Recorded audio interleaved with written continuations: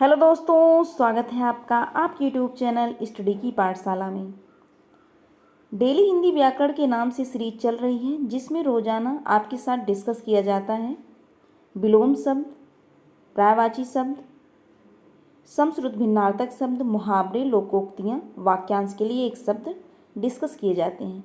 तो उसी के क्रम में आज की क्लास स्टार्ट करें। अगर आप इस चैनल पर नए हैं तो चैनल को सब्सक्राइब कर लीजिए, बेल आइकन को प्रेस कर लीजिए, जिससे आपको अगली वीडियो का नोटिफिकेशन मिल सके। तो आइए आज की क्लास स्टार्ट करें। तो सबसे पहले है विलोम शब्द। तो विलोम शब्द में है आगामी। आगामी का जो विलोम है क्या है? विगत। आगामी आने वाला आगामी है। विगत किसे कहते हैं? विगत विगत का जो संधि विच्छेद है विधन गत। विधन गत। गत का जो अर्थ होता है बीता हुआ। ध्यान रखिएगा, बीता हुआ क्या है?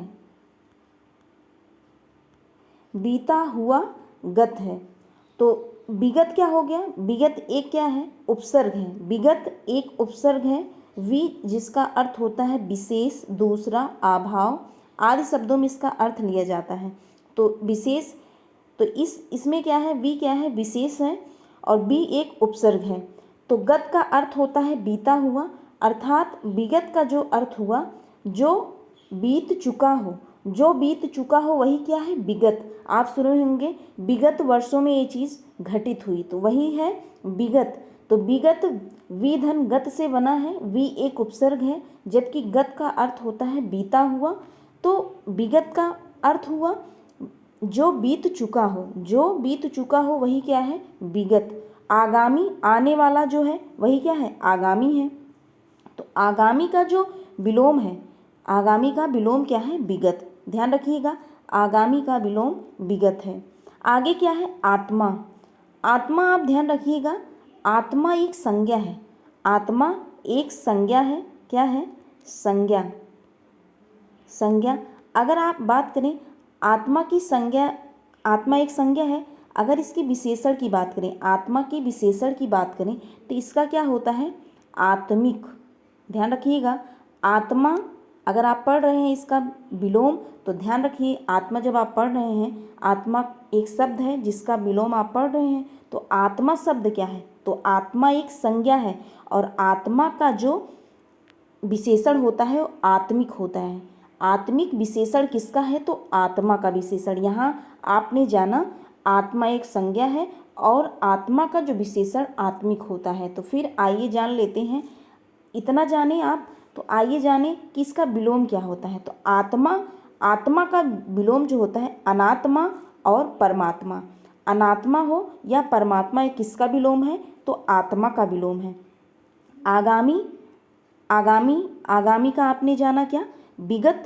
विगत वर्षों में, ऐसे ध्यान रखिए, विगत, तो विगत क्या है? जो बीत चुका हो वही क्या है? विगत है। आगे क्या है? आवृत्त। आवृत्त, उसकी बात क्या है? अनावृत्त। आवृत्त का विलोम क्या है? अनावृत्त। आवृत्त का जो अर्थ होता है, आवृत्त भी एक क्या है? विशेषण है। ध्यान रखिएगा, आवृत्त एक विशेषण है। इसका जो अर्थ होता है जो किसी वस्तु से ढका हुआ हो।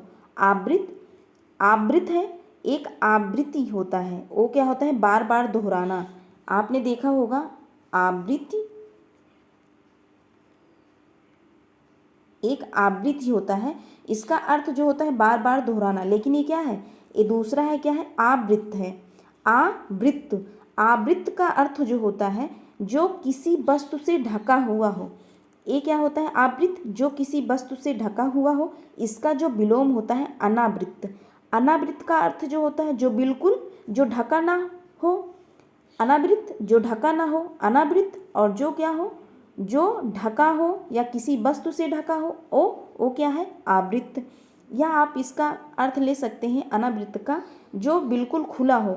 अनावृत्त जो बिल्कुल खुला हो, तो ये क्या है? अनावृत्त। ध्यान रखिएगा, आवृत्त, आवृत्त का अर्थ है जो ढका हुआ हो। जो ढका हुआ हो वही क्या है? आवृत्त। अनावृत्त है जो ढका ना हो। आगे बात करें, आगे क्या है? उत्कर्ष। उत्कर्ष का, उत्कर्ष का विलोम क्या है? अपकर्ष। उत्कर्ष का विलोम अपकर्ष। अपकर्ष किसे कहते हैं? वाक्यांश के लिए एक शब्द है अपकर्ष, तो वाक्यांश के लिए एक शब्द में अपकर्ष है, इसको क्या कहते हैं? नीचे की ओर लाना या खींचना। नीचे की ओर लाना या खींचना ही क्या है? अपकर्ष। तो नीचे आ रहे हैं, उत्कर्ष ऊपर, उत्कर्ष क्या हो जाएगा? ऊपर उठना, उत्कर्ष है। अपकर्ष नीचे की ओर लाना या खींचना, वही क्या है? अपकर्ष है। तो उत्कर्ष का विलोम क्या है? अपकर्ष है। आगे क्या है? उत्तमरण। उत्तमरण का जो विलोम है अधमरण। उत्तमरण अधमरण। आइए एक बार रिपीट करें कि आज आपने विलोम शब्द में पढ़ा क्या। तो विलोम शब्द में है आगामी। आगामी का विलोम क्या है? विगत। आत्मा, अनात्मा, परमात्मा। विगत का जो अर्थ जाना आपने, जो बीत चुका हो वही क्या है? विगत। बी धन गत से बना है विगत। बी एक उपसर्ग है, गत का अर्थ होता है बीता हुआ। आत्मा आपने जाना क्या? आत्मा एक संज्ञा है, जबकि इसका जो विशेषण क्या होता है? आत्मिक। और आपने क्या जाना आत्मा के बारे में? आत्मा का जो विलोम क्या होता है? अनात्मा, परमात्मा। आवृत्त। आवृत्त क्या है? जो ढका हुआ हो या किसी वस्तु से ढका हुआ हो, आवृत्त है। अनावृत्त, ध्यान रखिएगा, अनावृत्त जो ढका न हो। उत्कर्ष। उत्कर्ष का विलोम अपकर्ष। अपकर्ष का मतलब क्या है? यह एक वाक्यांश के लिए एक शब्द है, इससे ध्यान रखिएगा। नीचे की ओर लाना या खींचना ही क्या कहलाता है? अपकर्ष कहलाता है। तो उत्कर्ष ऊपर की ओर जाना, उत्कर्ष हो गया। अपकर्ष नीचे की ओर लाना। उत्तमरण। उत्तमरण क्या है? विलोम शब्द है इसका अधमरण। आगे अगर बात करें पर्यायवाची शब्द की, आज एक पर्यायवाची शब्द लिया गया, क्योंकि इच्छा एक इच्छा का पर्यायवाची शब्द लिया गया है, तो इच्छा का पर्यायवाची थोड़ा लंबा था, इसीलिए एक शब्द इच्छा का पर्यायवाची एक लिया गया है। तो आइए जाने इच्छा का पर्यायवाची। सबसे पहले जान लें इच्छा। तो इच्छा है क्या? इच्छा एक संज्ञा है, ध्यान रखिएगा। इच्छा एक, जब आप इच्छा की पर्यायवाची पढ़ रहे हैं तो जान लीजिए इच्छा है क्या? इच्छा एक संज्ञा है। अगर पूछा जाए इच्छा का, जो इच्छा का विशेषण क्या होगा, तो इच्छित। इच्छित क्या हो जाएगा? इच्छित हो जाएगा। इच्छा का विशेषण अथवा ऐच्छिक, क्या? ऐच्छिक। तो आप इच्छा पढ़ रहे हैं, तो अब इच्छा पढ़ रहे हैं, तो इच्छा जानिए इच्छा एक संज्ञा है, जो सबके मन में इच्छा रहती है किसी भी चीज़ को लेके, ऐसे रिलेट रखिए। तो इच्छा है, तो इच्छा एक संज्ञा है। इच्छा एक संज्ञा है। इच्छा का विशेषण इच्छित होता है और ऐच्छिक होता है, अथवा ऐच्छिक या इच्छित। ये हो गया। अब आइए जाने कि इच्छा का पर्यायवाची। इच्छा आकांक्षा क्या है? आकांक्षा, अभिलाषा, अभिरुचि, रुचि, चाह, मनोरथ, मर्जी, कामना, लालसा, लिप्सा, इप्सा, इहा, स्पृह, वांछा। तो वांछा ऐसे, वांछा या वांछा ऐसे लिखा रहेगा, आप ध्यान रखिएगा। उत्कंठा, तृष्णा, दिलचस्पी, लालच। इच्छा का पर्यायवाची आकांक्षा। आकांक्षा एक नाम है। आकांक्षा किसी भी क्या है? एक नाम है आकांक्षा। तो इच्छा, इच्छा है। इच्छा का जो पर्यायवाची है आकांक्षा, अभिलाषा, अभिरुचि, रुचि, चाह, मनोरथ। आपकी चाह, आपकी इच्छा, आपका मनोरथ। मनोरथ भी किसका पर्यायवाची है? तो इच्छा का पर्यायवाची मनोरथ है। मर्जी, मर्जी, कामना, लालसा, लिप्सा, इप्सा, इहा, स्पृह, वाच्छा, वांछा, उत्कंठा, तृष्णा, दिलचस्पी, लालच। लालच भी एक क्या है? इच्छा का पर्यायवाची शब्द लिया गया है। तो आइए फिर से रिपीट करें इच्छा का पर्यायवाची। इच्छा आपने जाना क्या? इच्छा क्या है? इच्छा एक संज्ञा है, और इच्छा का जो विशेषण है, इच्छा का विशेषण आपने जाना ऐच्छिक या इच्छित। आइए उसके बाद जाने, रिपीट करें इच्छा का पर्यायवाची। तो इच्छा का जो पर्यायवाची है आकांक्षा, अभिलाषा, आकांक्षा एक नाम है, तो आकांक्षा नाम है, तो सबके जो नाम है इनका, तो एक नाम क्या है किसी व्यक्ति का या किसी का नाम है, तो नाम है तो उससे रिलेट करिए, तो इच्छा इनके अंदर होगी, किसी का नाम है तो उनके अंदर इच्छा होगी, तो इच्छा हो गया। इच्छा है तो रुचि भी है उनके अंदर, चाह भी है, किसी चीज़ की चाह है। इच्छा है तो रुचि है, रुचि है तो चाह है, रुचि है तो अभिरुचि भी है उनके अंदर, अभिलाषा भी है। आकांक्षा एक नाम है, ध्यान रखिएगा, जब नाम है तो किसी का नाम होगा, तो नाम है उनका, तो उनके अंदर इच्छा होगी। इच्छा है तो रुचि है, रुचि है तो अभिरुचि भी है, उनके अंदर चाह भी होगी, अभिलाषा भी होगी, और क्या है, उनकी मर्जी या मनोरथ भी होगा उनके पास।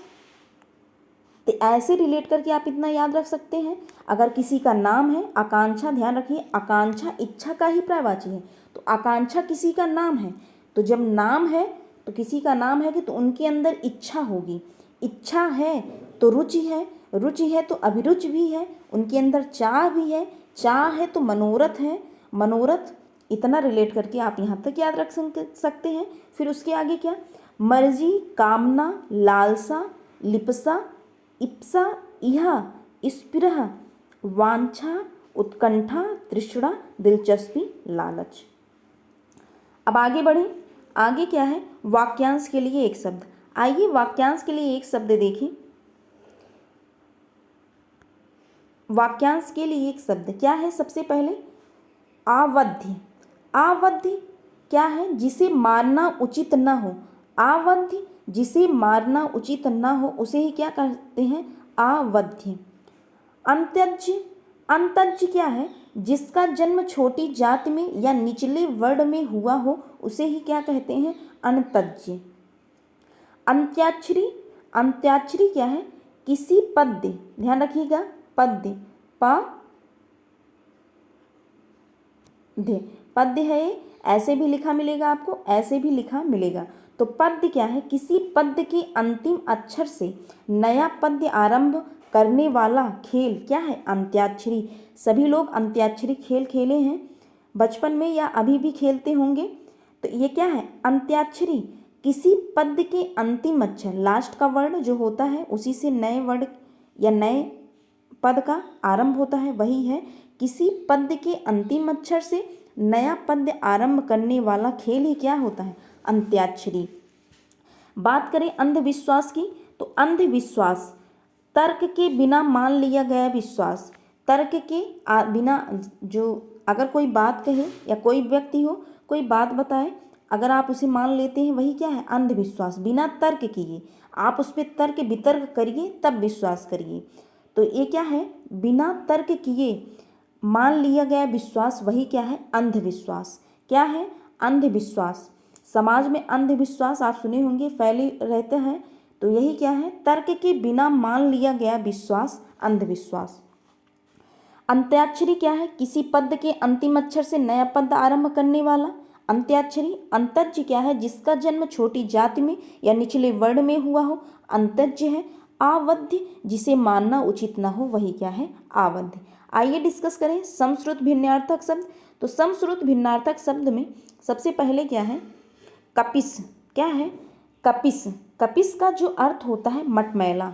समश्रुत भिन्नार्थक शब्द, तो कपिस, कपिस का अर्थ है मटमैला, जबकि कपीस, कपीस हनुमान, इसका अर्थ होता है हनुमान अथवा सुग्रीव। आपने हनुमान और सुग्रीव दोनों रामायण में सुना होगा। तो यही क्या है, कपीस हैं ये लोग, क्या है, कपीस।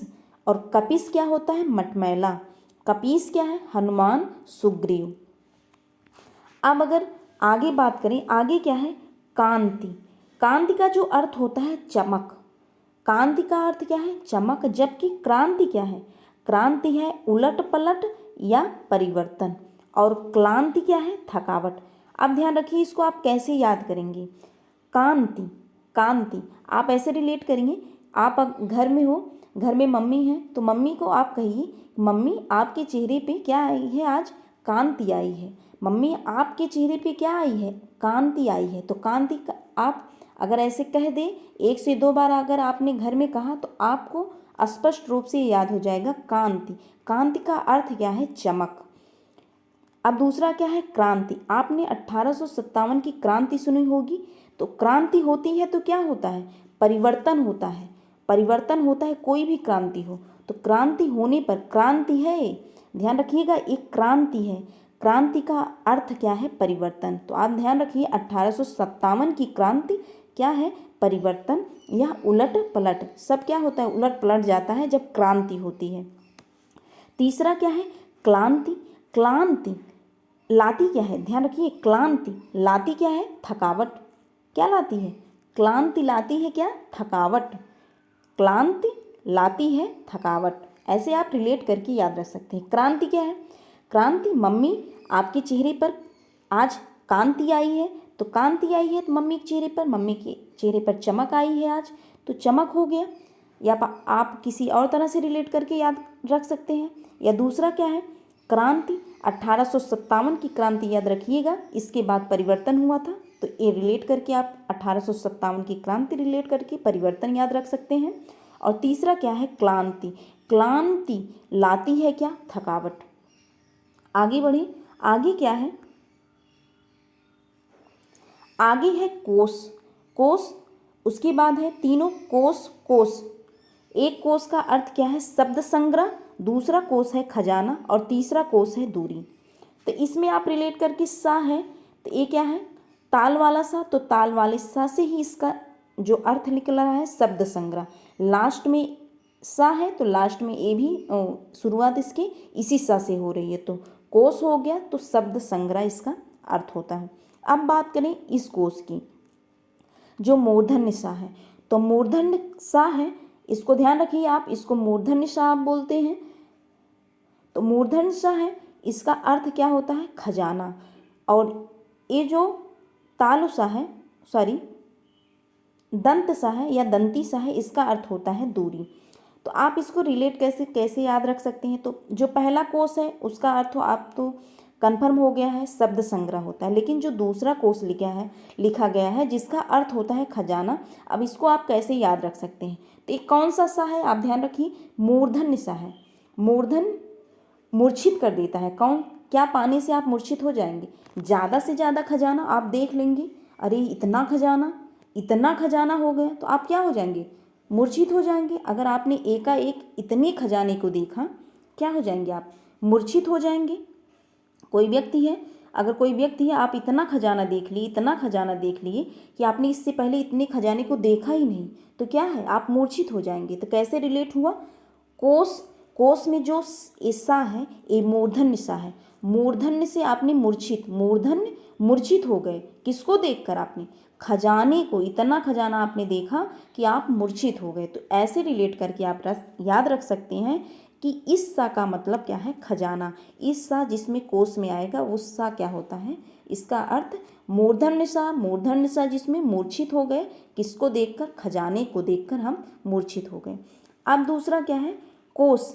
जो तीसरा शब्द है कोश का, ये दूरी। तो आप रिलेट करके ऐसे याद रख सकते हैं। दो आपने रिलेट करके याद रखा तो तीसरा अपने आप दूरी याद हो जाएगा।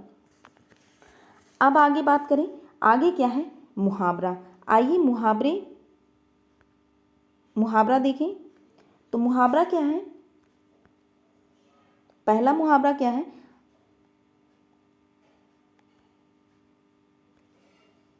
आड़े हाथों लेना। क्या है? आड़े हाथों लेना। आड़े हाथों लेना, बुरा भला कहना, फटकारना। तो ये क्या है? आड़े हाथों लेना। आड़े हाथों लेना, बुरा भला कहना या फटकारना। आगे क्या है? आसन डोलना, विचलित होना या द्रवित होना। आज क्या है? आपका आसन डोल गया। आपका आसन डोल गया कहने का मतलब इसका क्या है? विचलित होना, आप द्रवित हो गए। द्रवित होना, आसन डोलना, द्रवित होना या विचलित होना। पहला क्या है? आड़े हाथों लेना। आड़े हाथों लेने का क्या अर्थ है मुहावरे का? बुरा भला कहना या फटकारना। आगे अगर बात करें, आसमान में थिगली लगाना। आसमान में थिगली लगाना, अब बताइए आसमान में कौन थिगली लगा पाएगा? आसमान में थिगली लगाना, कठिन या असंभव कार्य करने का प्रयत्न करना। ये आसमान में थिगली लगाना कठिन या असंभव कार्य करने का प्रयत्न करना, इस मुहावरे का क्या है अर्थ है। आगे क्या है, आसमान से बातें करना, इस मुहावरे का क्या अर्थ है, बहुत ऊंचा होना। आसमान से बातें करना, बहुत ऊंचा होना। आसमान से बातें करना, बहुत ऊंचा होना। एक बार रिपीट करें। आड़े हाथों लेना, बुरा भला कहना, फटकारना, आसन डोलना, विचलित होना या द्रवित होना, आसमान में थिगली लगाना, कठिन या असंभव कार्य करने का प्रयत्न, आसमान से बातें करना, बहुत ऊंचा होना। आगे क्या है, आसमान सिर पर उठाना। आसमान सिर पर उठाना, इसका अर्थ है बहुत अधिक जिद करना। छोटे बच्चे होते हैं, अगर उनको कोई खिलौना पसंद आए, अगर आप उनको नहीं दिलवाते हैं तो क्या करते हैं, आसमान सिर पर उठा लेते हैं। ऐसे रिलेट करके ध्यान रखिए। तो आसमान सिर पर उठाना क्या अर्थ होता है मुहावरे का, बहुत अधिक जिद करना। आगे क्या है, लोकोक्तियाँ। आइए लोकोक्तियाँ डिस्कस करें। सबसे पहले लोकोक्ति क्या है, आस पास बरसे, आस पास बरसे दिल्ली पड़ी तरसे। आस पास बरसे दिल्ली पड़ी तरसे, इस लोकोक्ति का अभिप्राय क्या है, जिसको आवश्यकता हो उसे न मिले, जिसको आवश्यकता हो उसे न मिले। क्या है, आस पास बरसे, लेकिन क्या है, दिल्ली पड़े तरसे, दिल्ली तरस रही है लेकिन उसकी आस पास के में बारिश हो रही है। तो वही क्या है, जिसको आवश्यकता है उसको न मिले, इस लोकोक्ति का अभिप्राय है। दूसरा क्या है, आँख एक नहीं कजरौटा 10-10। आँख एक नहीं कजरौटा 10-10, इसका अर्थ है व्यर्थ आडंबर। क्या है, व्यर्थ आडंबर। बी आप ध्यान रखिए, जो व्यर्थ है इसमें क्या है, विधन अर्थ। इसमें विधन अर्थ क्या होता है, व्यर्थ। ध्यान रखिएगा, इसमें बी उपसर्ग है, किसमें, व्यर्थ में। तो ऐसे ध्यान रखिए, आँख एक नहीं कजरौटा 10-10। आँख एक भी नहीं है लेकिन कजरौटा है, जो आँखों में काजल लगाया जाता है, जिसमें काजल रखा जाता है, उसे कजरौटा कहते हैं। तो क्या है, कजरौटा 10-10। तो छोटे बच्चों को कजरौटे से काजल लगाया जाता है, ध्यान रखिएगा। तो क्या है, व्यर्थ आडंबर, व्यर्थ आडंबर करना। तो यही क्या है, आँख एक नहीं कजरौटा 10-10। और व्यर्थ में विधन अर्थ क्या होता है, व्यर्थ होता है। आगे क्या है, आगे है, आँख और कान में 4 अंगुल का फर्क है। आँख और कान में 4 अंगुल का फर्क है, इसका अर्थ क्या है, आँखों देखी विश्वसनीय है, कानों सुनी नहीं। तो सही बात है, आँखों देखी विश्वसनीय है, कानों सुनी नहीं, इसे ही क्या कहते हैं, आँख और कान में 4 अंगुल का फर्क है। आगे क्या है, आँख फूटी पीर गई। आँख फूटी पीर गई, कारण के नष्ट होने पर कार्य अपने आप समाप्त हो जाता है। सही बात है, आँख फूटी पीर गई, आँख फूट गई तो पीड़ा चली गई। यही क्या है, कारण के नष्ट होने पर कार्य अपने आप समाप्त हो जाता है। आँख के अंधे नाम नयन सुख। आँख के अंधे नाम नयन सुख, अर्थात गुण के विपरीत नाम। गुण के विपरीत नाम, आपका जैसा नाम हो लेकिन आप उसके विपरीत कार्य करें, वही क्या है, आँख के अंधे नाम नयन सुख। आँख के अंधे नाम नयन सुख। अगर बात करें कि क्या है, कि आँख के अंधे नाम नयन सुख। आज के लिए बस इतना ही। अगर आपको वीडियो पसंद आया हो तो like share and subscribe to my channel. मिलते हैं नेक्स्ट वीडियो में। Thank you.